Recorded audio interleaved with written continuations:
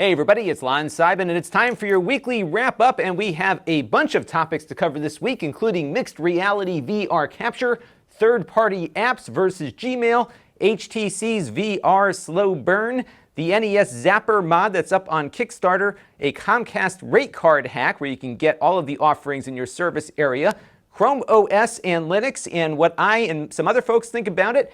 And we're going to look at the new version of Android TV 8, Oreo, and why some folks are not happy with it. So lots of stuff to talk about. Let's get to it.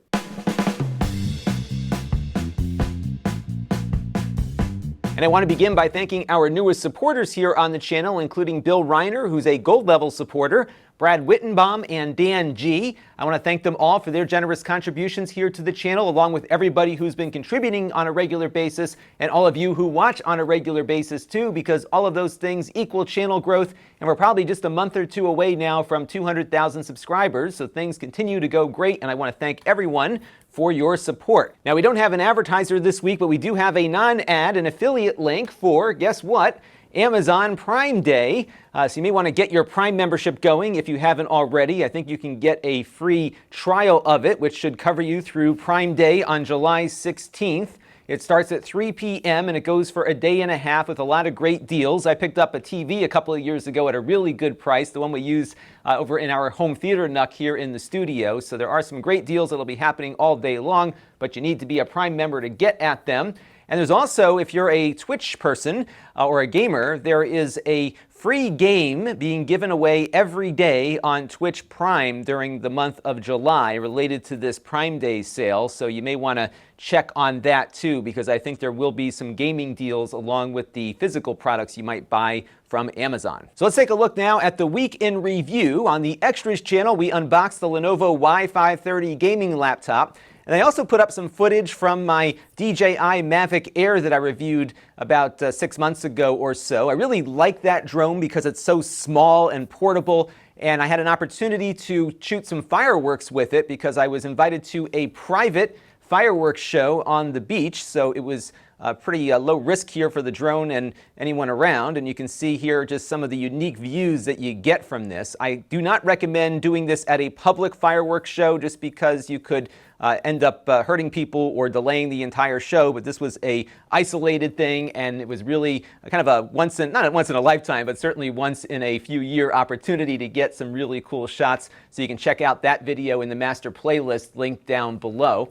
And on the main channel, we had a bunch of stuff this week, a lot of Lenovo stuff just because they've been sending in a lot of laptops for us to take a look at. So we looked at the E480 and E580 budget ThinkPads. Some people question whether they are a budget price, but for ThinkPads, these came in well under $1,000. In fact, I think they start at around $500 and change, which is a pretty low price for a ThinkPad. So we looked at those.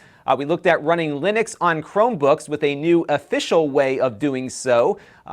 Google has something called Crostini that runs on their Chrome OS devices now, a select number of them, that boots up Linux in a container, which is isolated from the rest of the system, but it is something that is going to be officially supported on Chrome OS. So now you can run Android apps, Linux apps, and of course your Chrome browser on Chrome OS. So these Chromebooks are getting a lot more interesting, and we'll talk a little bit more about that in the Q&A section. And then I reviewed that Y530 this week, partly because the unboxing video was getting so many views. It looked like there was a hunger for more information about this thing, so I was going to put that review off until next week, but given the traffic I saw on the Extras channel, I figured it was good to get it up on Saturday afternoon so people looking for information can get it. And that's one of the great things about the Extras channel, is that it does give me some insight as to where consumer interest might be at any particular point in time. So those unboxing videos are a good signal to me as to what the viewership might be interested in, and clearly there was a tremendous amount of interest in that laptop. And now it is time for a couple of things that are on my mind, and this is week 71 of me doing this as a full-time occupation. And over the weekend, in addition to flying my drone into fireworks, I was messing around with mixed reality capture from my virtual reality headset. I've got the HTC Vive, and I was messing around with Beat Saber here, and you can see I didn't get the image cropped properly from my green screen. But what this is doing here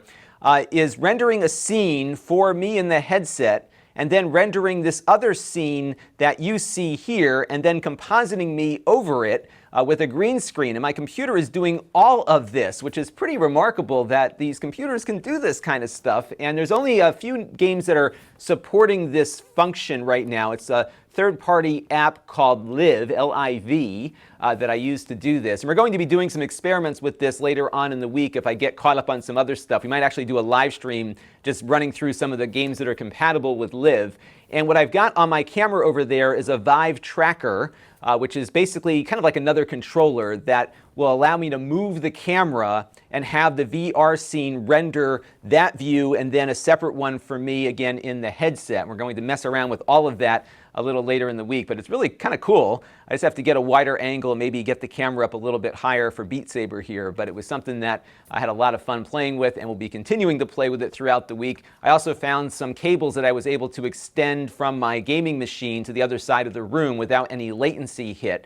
A power extender, an HDMI extension cable, and a USB extension cable, and they all work seamlessly. So this has been a fun experiment, and I'm a little less tethered to my gaming machine now, too. And now it's time for some things in the news that caught my eye this week, including this article in the Wall Street Journal called Tech's Dirty Secret, the app developers sifting through your Gmail. And I'm sure you've seen some of these services that try to make your life a little bit easier. There's a travel service, for example, that looks inside your email and then finds any receipts that you might have for airline tickets, train tickets, hotels, car rentals, and that kind of thing, and it aggregates all of it into an app for you. And in order for those apps to work, users are granting these apps permission to sift through Gmail, which is something that Google allows. And the article here questions whether or not that's a good idea for Google to allow.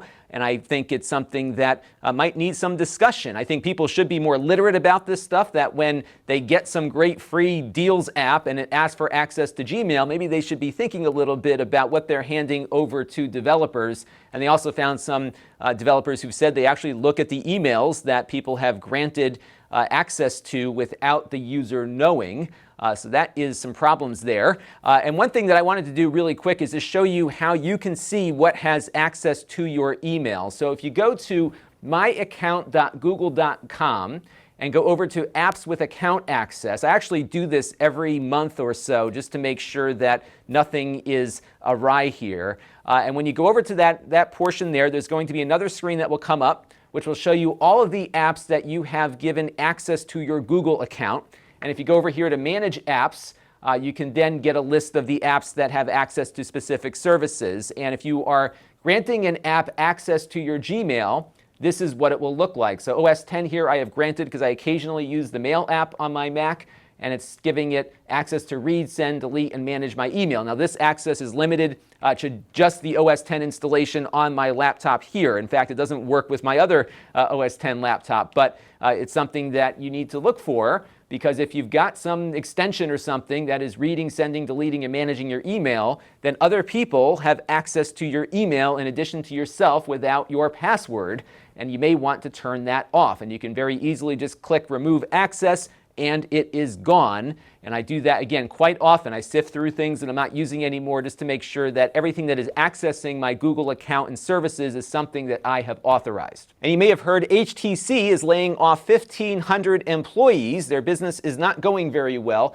HTC, as you know, manufactures the HTC Vive, which is my current VR headset of choice, but they are primarily a mobile phone manufacturer, and they're having a hard time keeping up with Samsung and some of the other competitors in the market. And as a result, their business is not doing all that well. And VR is really not turning into something that they were hoping it would be.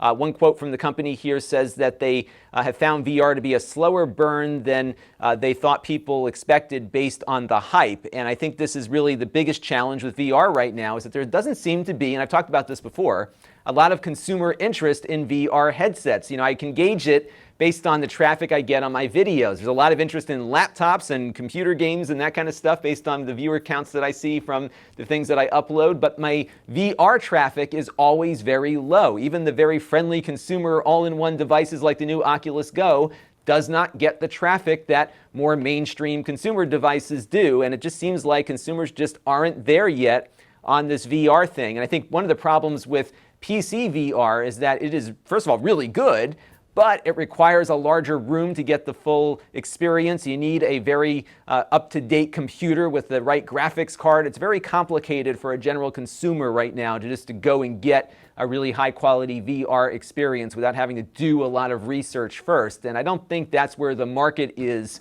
in 2018. People want turnkey solutions. They want stuff that just works. I think it's why we're seeing a lot more AR development on cell phones than we really are seeing a lot of consumer-driven stuff in VR. And it's a shame, too, because VR is just so much fun, and I'm really enjoying the stuff that I have on the Vive. And it's been very interesting to see developers really improving their craft based on what they're seeing is working and not working in the VR industry. The current crop of VR games that I've been playing have been a ton of fun, and they've come a long way in the last year and a half or so. So hopefully things will stay afloat here for HTC, but they have a lot of pressure on them, including their main VR competitor, which is essentially Facebook, who owns Oculus. They have much deeper pockets to continually take losses on the Oculus Go and the Oculus Rift until they can find a market for it. And unfortunately, HTC does not have that kind of runway, which is a shame because the VR system really is quite good.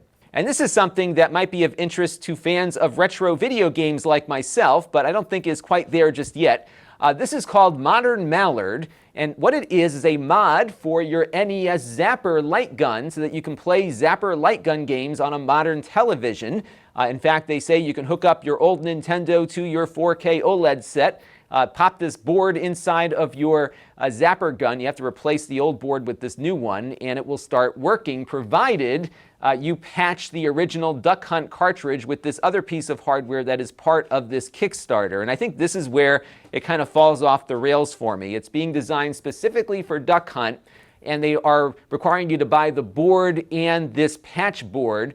So what you do is take apart the Duck Hunt cartridge, you put this thing inside the cartridge, which is kind of a pass-through patcher, kind of works like maybe a Game Genie might have worked back in the day, and now you can play Duck Hunt on your modern television. And I think what they should do is, for a lower price, just sell the board and then get the community working on developing ROM patches that will work with flash cartridges or some of the clone consoles out there like my Analog NT Mini or something. I think they would sell a lot of these for less money and get the community excited about bringing some modern functionality to some games that we really can't enjoy on HD televisions right now. I'm really quite fond of what Analog has done with their FPGA-based game consoles. The games look great in HD, but I can't play the light gun games. One of my favorites from the NES era was Freedom Force, and I have to go hook up my old CRT television to play that whenever I want to. So I really hope they take the current results that they've got in on their Kickstarter, which are not great, and maybe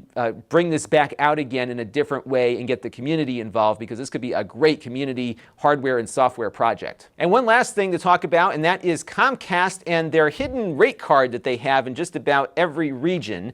I'm in the process of preparing to renegotiate my cable and internet service here with the cable company. I wanted to be armed with all the best information I can get. So if you go to this short URL I've got on screen here, what it's going to do is look up your location based, I'm guessing, on your IP address. And what they'll do is give you a PDF rate card of all of the offerings in your service area. So this is what mine looks like. This is just page 1 of 5. There's a lot of stuff that you should be looking at on here to make sure you're getting the proper deal on your cable service, because what usually happens is they just let you stay on whatever plan you're on, and if there's a better deal, they never call you to tell you that. So if you look on the card here, you can figure out where you stand, and you can make a better decision about the kind of services that you are getting. And a couple things on here they said I have, which I don't yet, which is their Gig Pro Internet, which is this 2 gigabit symmetrical fiber plan. It's not available in my area, but they list it here. It's $238 a month. But I am soon, hopefully, getting the quote-unquote gig internet, which is why I started looking at this rate card. Gig by Comcast definition is gigabit downstream, but not upstream. So we get a little boost in speed to 35 megabits per second, but they do say you'll get a full gig downstream, and that's probably because they're still relying on coax delivery in most customer homes. Even though they've got fiber passing by, it gets converted to coax for the last mile there. So we'll see what happens, but I just wanted to show you this, because if you are looking to renegotiate with the big cable company, this card will arm you with information. And now it's time for a Q&A from you, the viewers. And our first question comes in from Fubar Mike. This is in regards to my Chrome OS running Linux video we did the other day. And he's saying, so essentially we are running Linux apps on Chrome OS, which is also based on Linux. I don't see why they have to go through all this virtual container stuff because that will reduce performance. And he's partially right about this because we saw in the video the performance wasn't all that great just yet, but there are some optimizations still to be had. Containers are generally more efficient than true virtual machines because you're not spinning up another instance of the operating system. You're using the resources that the host OS has, but keeping everything isolated. And Google's doing this, of course, for security. In fact, most of Google is run in containers, so they don't have to worry about hardware compatibility. They just spin up a container after getting a host computer up and running, which is the philosophy they're bringing to Chrome OS. But I was curious as to what people might be thinking about this who use Linux exclusively on their devices. And we had a nice conversation on my Facebook group from Britt Dodd here about why he's excited about it. And he actually likes OS X on the Mac right now because it is a Unix-based operating system in what used to be a nice piece of hardware and was a very stable experience. And Chromebooks are also very, very stable. And now you're rolling in an added Linux feature that will significantly extend their value. And he was excited also because these Chromebooks are very inexpensive and easy to replace. And conceivably, if you've got a container running on that Chromebook, it's very portable. These aren't just yet, but the containers are designed to work that way. So you could easily pick that container up and move it to another machine if something were to happen to your Chromebook out in the field. So there's a lot of potential here to really drive down the cost of nice Unix-based development machines, because right now a lot of folks are paying a lot for them. And of course there are some high-end Chromebooks that will benefit from this too, like the Google Pixel Book, which I think might actually be a strong competitor now for developers who are usually using a MacBook. They can now maybe look at the Google Pixel Book as an option for their development platform, given that it's got such a stable back end and really nice hardware configuration.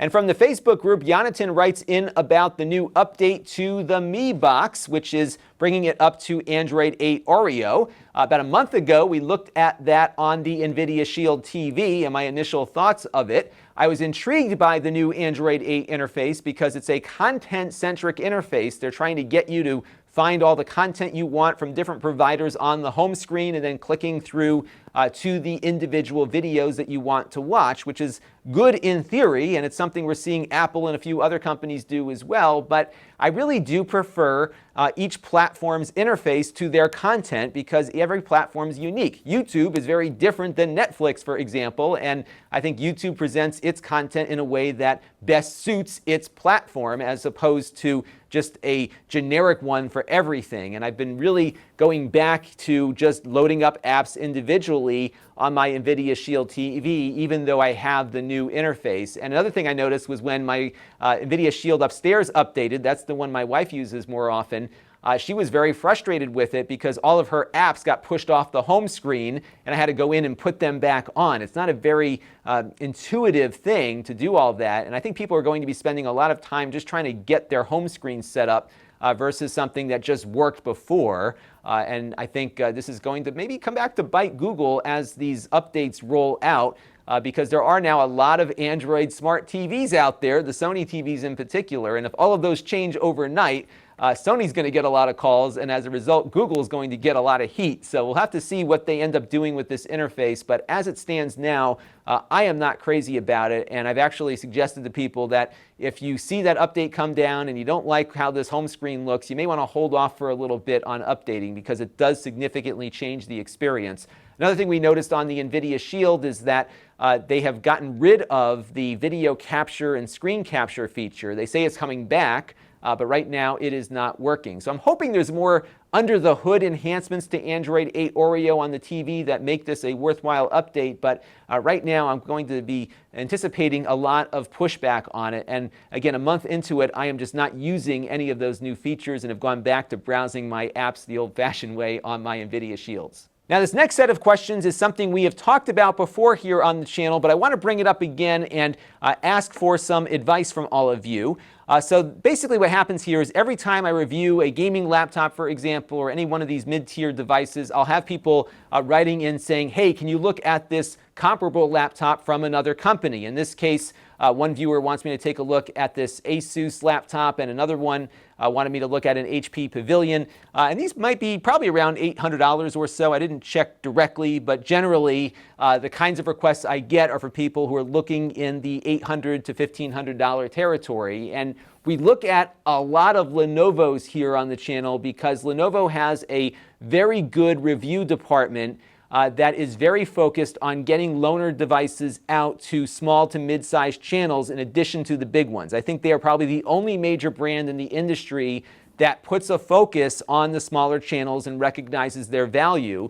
And that's why we look at so much Lenovo here. They have just first of all, a lot of products, but also because they are very easy to work with. They send us a loaner, we review it, we send it back. There's never any issues if I don't like the product and give it a bad review. They are perfectly happy with the feedback, and in fact, we've seen products improve based on negative feedback that I and other reviewers have given to their laptops over the years. But again, nobody else is doing this, and from an economic standpoint, the channel's economics, I can't really afford to buy up every $800 or $1,500 laptop from every major manufacturer because I would lose too much money in the process.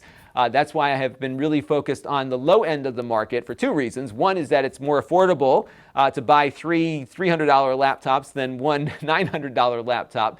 But also because there's not a lot of people on YouTube covering the low end of the market either. So there's some benefits to that as well. Now, typically with those $300 laptops, I buy them, review them, and then I resell them. And I take a loss there, but I make it back on affiliate revenue and the YouTube ad revenue. That model doesn't work with more expensive laptops. I might be able to do a couple a year like that, but I really couldn't make this work if I had to get everything, or at least most of the major products from the major manufacturers every time they came out. And a great example of this is the Nova Go laptop that I reviewed about a week or two ago, which is that ARM-based Windows laptop. I paid about $600 or $700 for it, and it's going to sit on my store for a while until somebody comes around and wants to buy it. I didn't give it a very favorable review, so anyone watching my review is not going to be all that hot to get one. So I'm going to be sitting basically on a $600 or $700 laptop for a few months until I'm able to part with it. I try to sell these things through my store directly because it is a far less expensive sale than it is with eBay or Amazon, who sometimes take as much as 15 or 20% of the sale price for their services and fees. So there's a real reason why I like to just stick with my store for that. So this is why you don't see a lot of other brands, because they are just not sending laptops out for review to smaller channels like mine. I have a very hard time developing the kinds of relationships that I need to have with these companies, that people change too much, and when I do get somebody, they never have the products that you all are interested in. So it's been a very tough road with the other brands. And that is why I want to bring up my Q&A for you this week, because I'm wondering if there are retailers out there that you frequent who sell laptops that I might be able to reach out to and maybe have the retailer lend me the laptop and we can do the reviews that way. That might be the better way to go about it. So I'd love to hear if you know of any retailers that are selling laptops at decent prices that are reputable companies. Maybe we'll try to develop a relationship there, borrow their laptop for a week or two, review it, send it back to them, and go on from there. Notebook Chat does that with some retailers overseas, so I wanted to see if there was a retailer you all use that's not Newegg or Amazon here in the US that I could reach out to. So let me know down in the comments below, and we'll see what we can get in here to get more laptop coverage from more brands, because I definitely want to cover more laptops, but I can't get these review loaners in from other brands, and it's killing me because I really want to cover the market fairly, and I'm not able to do so right now. And our channel of the week this week is a new podcast that just came out called The Automators. It is hosted by David Sparks, who is the guy behind the Mac Power Users, and this is going to be an Apple-specific recommendation. But what they are doing is covering some of the robust ways that you can script things on the iPhone, iPad, as well as on the Mac. iOS has a great app called Workflow that was acquired by Apple that does some really advanced scripting. So for example, you could have a single calendar entry trigger a whole bunch of new things that get inputted into your project management app, for example. There's a lot of different things that you can program in to do it. It's gotten more and more advanced over time, and now workflow is getting integrated into Siri itself. So essentially, it's going to become part of the operating system. So they have launched this podcast in anticipation of it, and you can get a lot of neat ideas as to how to make stuff work on your particular devices, and all of the code that they use to do the things that they talk about, they make available so you can download and adjust it for your own uses. Great stuff. It is the automators that you can find at the link down there. So this week on the channel, we've got a bunch of stuff to take a look at. I'm going to get to that home theater video finally. That will probably be up towards the middle of the week. We're going to look at these Atmos speakers and my impression of it, along with a full tour of how everything is set up at the current moment. That, of course, is always subject to change up there, but we'll get to that this week. I also have this video ready to go. This will be the next one on the docket unless some crazy thing happens. This is the new HP Chrome box, which made an appearance in that Linux on Chrome OS video, and we'll get a full review of the unit itself coming up very shortly, so stay tuned for that here on the channel. And we've got a couple other things probably happening too. Now, if you want to support the channel, you can go to Lon.TV/support to make a monthly or one-time contribution. I still support Patreon as well if you prefer to do that. We also have our ongoing relationship with Plex, where if you sign up for a free Plex account, no credit card required, we get a small commission. We get a larger commission if you sign up for a Plex Pass or gift it to somebody else. We also have a number of ways to follow some of the stuff that I do. We've got the Extras channel at Lon.TV/extras. My podcast feed has audio versions of this show along with my new podcast that is getting going. We'll have another episode this month. It's going to be a little delayed, but it's going to be with the CEO of HD Home Run to catch up on where everything is on their product line. And that will be up a little later, maybe this week or possibly next week, so stay tuned for that. We have the Snippets channel at Lon.TV/snippets, which are search-friendly versions of what you are watching right now. And we have live streams archived at Lon.TV/livestreams. And again, we might play with one a little later this week across the room on my mixed reality setup over there. So stay tuned for that. And if you want to get notified when I do go live or do anything else, you can click on the bell and get notified every time I upload something to the channel or my other channels. You can do that everywhere and get a nice notification pushed down to you. We also have my email list, which is very infrequent, at Lon.TV/email. We have a Facebook page at Lon.TV/Facebook. We have over 320 people now in the Facebook group at Lon.TV/Facebook group, a great community there. And we have the store, which I just talked about, where I sell stuff that I have bought to review here on the channel and am now parting with. And there you'll find the Asus Nova Go and a few other things as well. You can get notified every time I make a change to that store by subscribing to a different email list, Lon.TV/store alert, which will send out an email every time I add something to that. And sometimes things sell really quick from that email list, so you might want to get on that if you're looking to buy something I'm going to be getting rid of soon. So that's going to do it for this week's weekly wrap-up. Thank you all, as always, for your continued feedback and support of what I am doing here. It's been a really fun journey over the last 4 years or so, and things continue to be looking very good here. So I'm really having a great time with this, and this would not exist without the audience, you. So thank you all again, and just keep those comments and suggestions coming. We'll have plenty more coming up this week. Until next time, this is Lon.Seibman. Thanks for watching. This channel is brought to you by the Lon.TV supporters, including gold level supporters Chris Allegretta, Tom Albrecht, Bill Reiner, and Kalyan Kumar. If you want to help the channel, you can by contributing as little as $1 a month.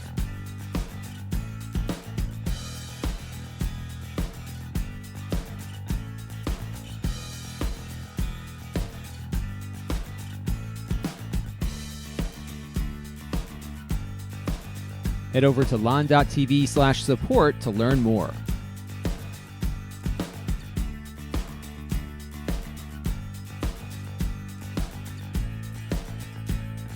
And don't forget to subscribe. Visit Lon.TV/s.